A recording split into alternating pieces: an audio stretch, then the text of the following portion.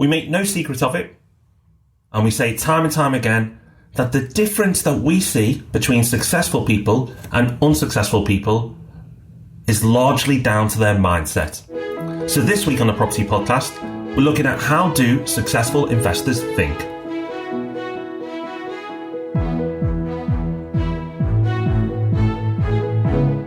Yes, welcome to the Property Podcast. This is episode 225. I am Rob D with Rob B, of course. And as well as all the normal goodies that you're going to get in any episode of the Property Podcast, we are looking at mindset today. So you can think a lot about tactics like where to buy and whether houses or flats are best. And we do. And you can talk about numbers and calculations, and we do. But all of that counts for nothing if you don't have your mindset right. So that is what we're going to get into in just a moment.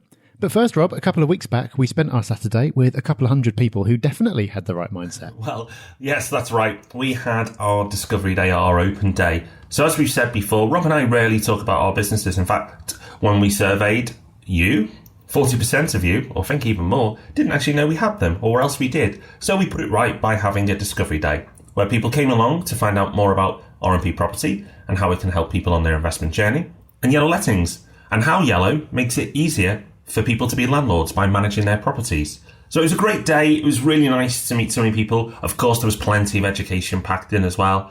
We did morning sessions and afternoon sessions. So by the time I got home, I wasn't very chatty with my wife, Rob. I don't know about you, but I was a bit talked out. But it was a great day. Very much talked out, but a whole day talking about property, you can't go too far wrong, and people seem to enjoy it, and we definitely enjoyed it. So will we do it again? Probably. Stay tuned, and at some point we will let you know when the next one is coming up. Okay, Rob, so we think we're doing all right when it comes to our property empires, or portfolios, probably a better word. But Google really does have a property empire, and in a couple of quick purchases, they've absolutely decimated anybody else's property portfolio that I know with the size of their portfolio. Absolutely bonkers. Great article this week. Yeah, so this is from Business Insider. The great thing about this is there's loads of photos and not many words. So you can just scroll through and look at lots of interesting photos and maps and all that sort of thing. Yeah, Google have already got a massive building in King's Cross in all the new development behind the station.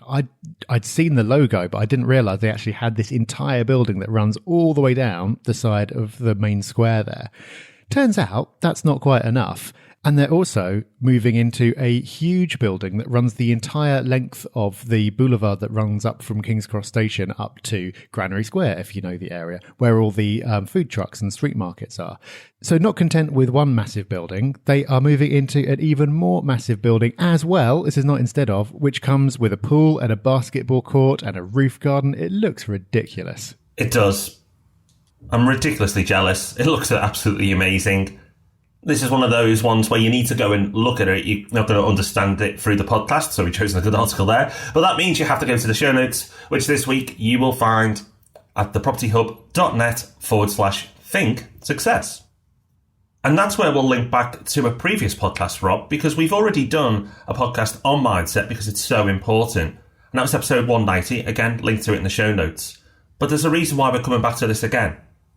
Yeah, we're coming back to it because it's so important, and we're coming back from a slightly different angle. So we're not just going over the same stuff again. Last time we talked about mindset in a general sense. We talked about what you can learn from top athletes, how to be positive, the importance of self-awareness and avoiding negative influences, all that kind of thing. All really, really important. Today we're talking about specific biases that can lead you astray with your investments. So humans are prone to biases, ways of thinking that lead you down a certain path which might not be helpful. So everyone has these biases, we all do. As a result of having them, we will make decisions that are not optimal. So how do you get rid of them? Well, the first step to get rid of these biases is to be aware of them. So we're going to talk about what some of these are, give you some examples, and then give you some practical steps for how to fix them. So when you hear mindset, you might think, oh, this is going to be a bit woo-woo and it's not going to be very actionable. Well, no, it is. We're going to give you some concrete tips to emulate the thought patterns of the most successful investors. Okay, so first up is confirmation bias. So what is confirmation bias? Well, it's where we seek confirmation to our point of view.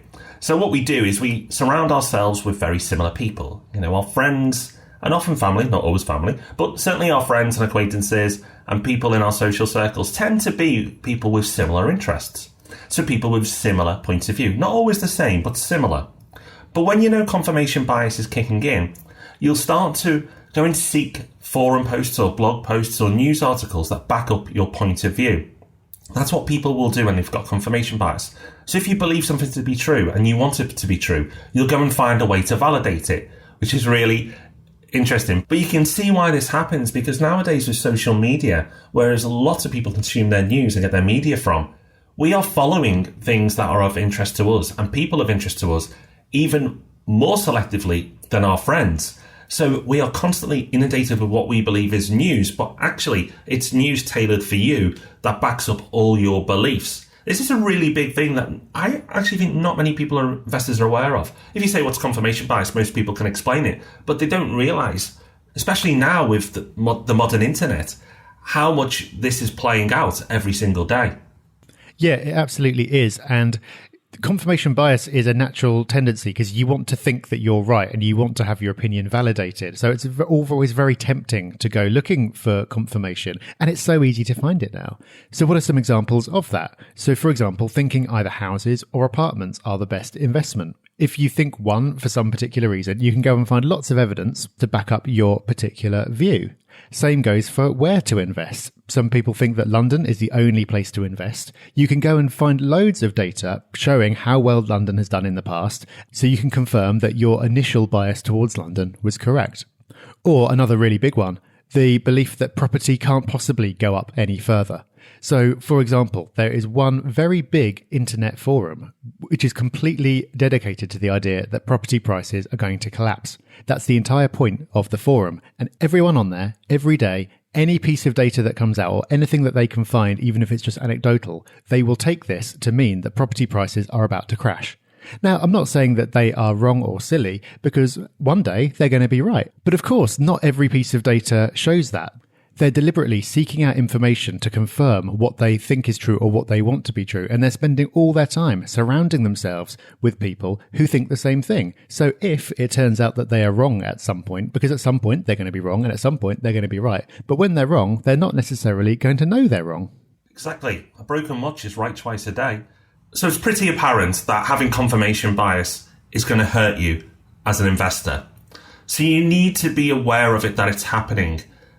If you allow confirmation bias to creep in, then you may be making very poor investment decisions. You may have latched onto a belief that is a wrong belief, go and back it up and cost yourself significant sums of money in the future. So don't get passionate about a certain belief or point of view when it comes to investment. Be open to different ideas, because if you're not, it will hurt you. So if you understand it will hurt you, and it's really important to acknowledge that, what's even more important is how to fix it if you do find yourself in this place. Yeah, and the good news is that practically it's very easy to fix. Psychologically, not so much, because of course it's much more comfortable to just have your own opinion validated. But in practical terms, it's really easy. All you need to do is to find people to challenge your beliefs and your point of view. The most successful people love being challenged and they love being proven wrong. I was listening to a podcast with Mark Andreessen, who basically invented the modern web browser and was a very early investor in Facebook. And he was saying how he just loves being told that he's wrong. And the best venture capitalists love being told they're wrong, because it's really important to them that they're right. If they're wrong, they're going to lose loads of money. So having people stroke their ego isn't that helpful. So you should do the same thing. You should get people to challenge your beliefs. And that can come from two different things. Firstly, deliberately seeking out these influences, seeking out people who might disagree with you, and also making clear that you're the type of person who does listen to other opinions. If you are one of these people who comes across as really headstrong, and if someone tries to challenge you, you'll just shout them down, then you're not going to learn anything. So it's about seeking these influences out and then approaching things in the right way. And when you hear something contrary to your view, don't just write it off straight away. It's almost a reflex to go, oh no, that's rubbish because of this. Instead, be open to it. You're probably going to learn something and it might make you think better. Speak to people who are qualified on this subject. Speak to people who know more than you and listen to what they have to say. It's a simple habit you can pick up, and it's something I try to implement now in meetings that I'm in. And I ask people, can you pick apart that point of view, or can you challenge that point of view? It's not because I'm nervous or insecure with my point of view. It's actually the opposite. It's because I believe in them strongly. I want an alternative point of view because I Probably I'm not right. A younger version of myself would have believed I was right. But by learning and becoming aware of these things, you can realise what your flaws are. Self-awareness, which we've talked about time and time again, is massively important with this. Because if you're self-aware that you have some of these biases that we're talking about, then you can do things to fix them. And simple habits, just asking people to challenge something before you make a big decision. People you respect, people you want their opinions on, can make a big difference. So the next up, Rob, we've got recency bias. Yeah, and conveniently, this is something that takes us back to our old friend, the 18-year property cycle. A large part of the reason that you have booms and you have crashes is that people love to follow. It's more comfortable to follow the herd. And people have very short memories. And recency bias is basically the same thing as saying having a short memory. If you were a completely rational, unbiased investor, then when making any decision, you'd think back to all the things that have happened before. You'd remember the previous boom. You'd remember the previous crash. You'd be looking at all the signs and the data. But instead, people are very much anchored to what's happening right now. So if there's just been a couple of really good years for property, then people will think that the next couple of years and every future year is going to be good for property. They immediately forget everything that's gone before. Now, it's emotionally easier to invest this way, but it's not that smart. You will make mistakes if you just assume that what's happening now will continue indefinitely into the future. And that's why you see phenomena like investors keeping on buying at the absolute height of the market just as the party is ending. If they were looking at the data and the facts and they were looking to history, they would not be buying at that point. And indeed, successful investors, which is what we're talking about today, will not be buying at that time. They will not be subject to recency bias. They will have eliminated that from their thinking, and they will know that this is the time to be sitting back and waiting and watching everyone else who's forgotten what's gone before, piling in at prices that make no sense, and we all know what comes just after that. And those people get burned, and that's why recency bias is so dangerous. But also, it can cost you money as well in opportunity cost. Because after a crash, when things are going down, everyone exits the market because they think it's going to keep going down. 2009, fairly recent in history, so easy to look back at this, was a great time to invest. Property prices were low, and since then have kicked on. But before that, we had a crash. 2009 was not an active year for property investment, even though it was an exceptional time to invest, because the recency of the market was a downward trend and people were scared. So people exited and more people exited and people sold up their portfolios on the way down, which was absolutely the wrong thing to do. So people get burnt on the way up and miss opportunities when it's down. Recency bias is dangerous. So if you're finding it creeping into your mindset, you need to fix it. You do. And this is something that we talk about a lot, but we talk about it a lot because it's important. Ignore what the media is telling you and ignore what your friends are telling you. The media is absolutely driven by recency bias. They are obsessed with what is happening right now. You almost never see stories that put things into a wider context or reflect back to how things were. They're always talking about today. And, that's the nature of what they do. That's fine. It has its place, but it doesn't help you make smart investments. The same goes for most of your friends. Whatever they're telling you is probably going to be wrong because chances are they are subject to recency bias just because most people are. You really must understand how cycles work. We talk about cycles all the time, and it's not because we think we've got some kind of magical ability to tell the future. It's because cycles work in a particular way because humans work in a particular way. And once you understand that, and you realize that if things are good right now, they won't be good forever. And if things are bad right now, they won't be bad forever. Then you will make far better decisions than you otherwise would. So that's recency bias. Next, home bias. People love what they know. And understandably, home is where the heart is. I'm a homebod. I love it. Same coffee shops, same people, same routines. I'm really boring. You probably, for those who think I'm exciting, you're far wrong. Home bias is easy to slip into because it's comfortable. People stop looking elsewhere when it comes to investments because they love what they know and fear the unknown of looking outside of their immediate area to invest in. Now remember, when you do this, it kind of makes sense at the beginning because it's easy to get started. But if you keep repeating this model, you are putting all your eggs in one basket. You are hoping that your area is the best. And let's face it, If you were independently advising someone else and you realised all their wealth was tied up in one town or city, the fact it's all in property, you could argue, is a risk. Some people feel comfortable with that. I'm being one of them. But to then put it all into a single town and a certain property type even can be dangerous. Yes, you can see home bias coming up in a couple of different ways. So the obvious one is sticking close to home, only investing in your hometown. But then home bias isn't just a location. It can be just using the same method over and over, sticking to exactly the same way, sticking to what you know. That's an example of home bias as well. Why is this an unhelpful bias? Well, there is a lot to be said for finding something that works and sticking to it. So we're not saying you need to go off and do something wildly different every single time, but you can hurt yourself by doing something that isn't actually working that well, but just doing it over and over again anyway, because it's what you know. It could also lead to you doing something that's worked in the past that doesn't really work anymore, but still you keep doing it because it's what you do. So if you've got a model that works really well, great, keep doing it for as long as it works. But then if it stops working, you should really be moving along. But home bias can prevent you from doing that. Also, it can prevent you from spotting opportunities elsewhere. If you're just staying in your lane so much that you've got the blinkers on and you never look around, you can miss really great opportunities. So if you happen to be living, for example, in an area where property investment used to make sense, doesn't really anymore, but you're sort of scratching around trying to find that one deal that you can just about make work, you might be missing the investments that you could make 50 miles away that would work infinitely better than the ones closer to home. So you can see how home bias can both get you into trouble and also prevent you from noticing lucrative opportunities. So what can you do about it? Well, luckily it's a simple fix.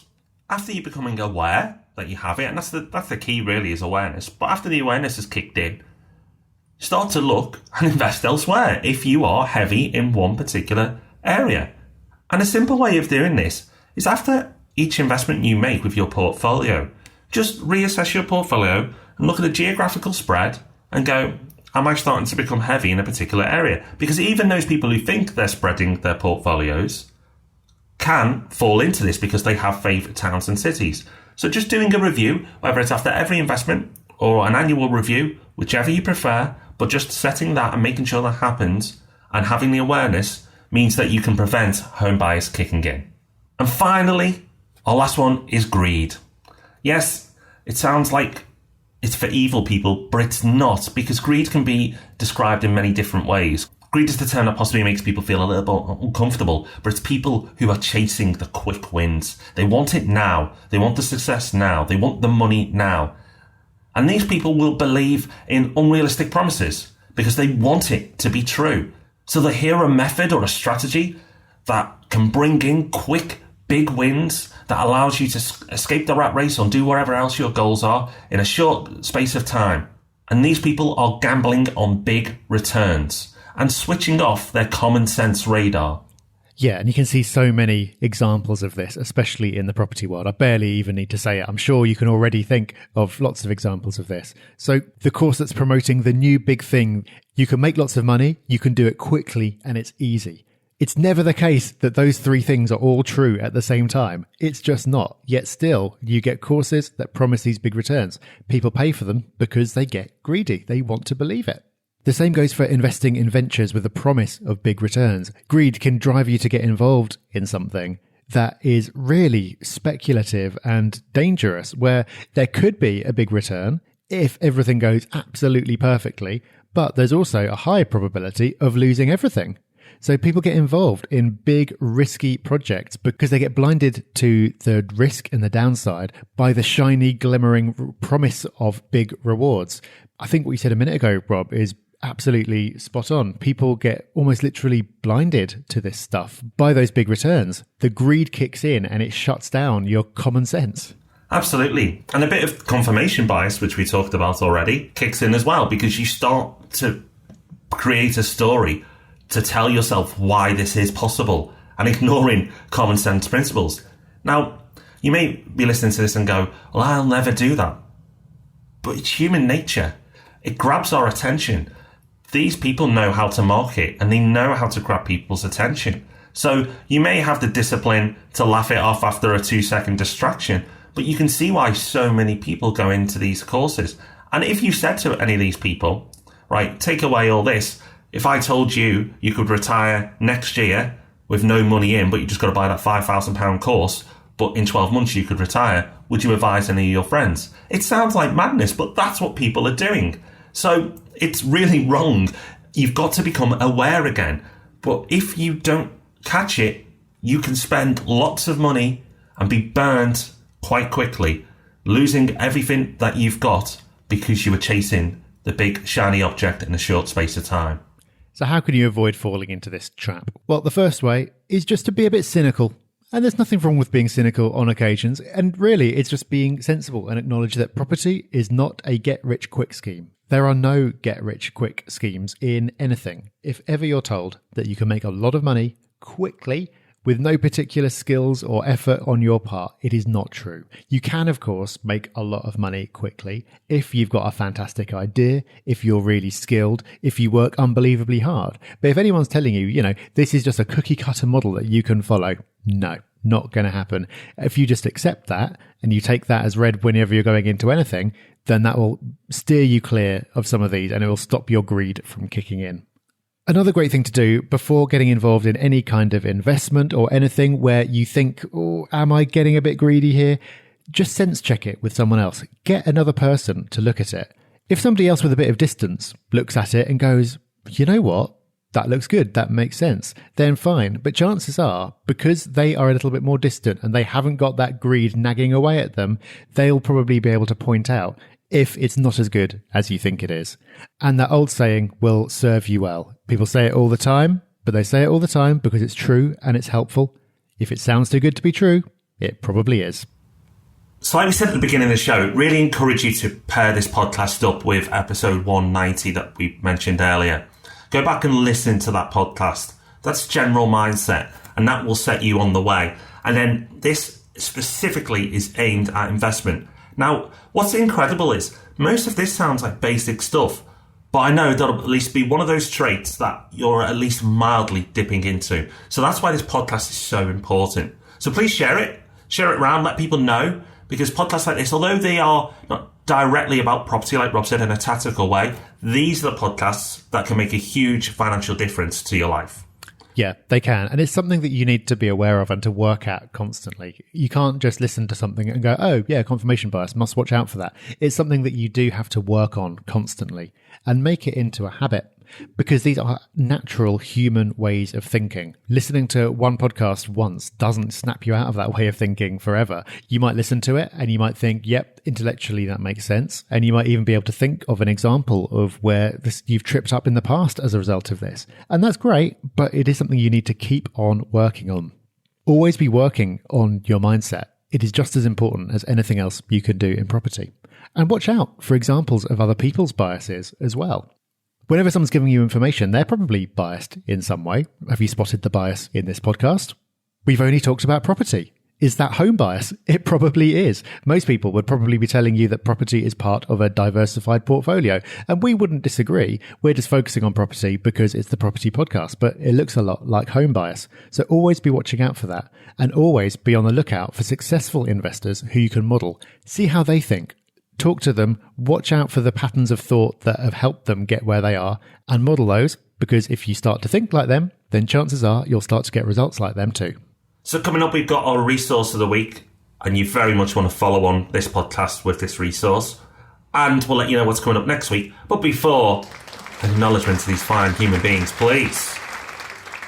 So I'll read out 2 quick reviews this week. First up's Mark, and Mark says, the podcast is simply fantastic. I've learned so much from Rob and Rob, and the way they break down various topics is excellent. Testament to their understanding of the industry. Truly masters of their craft.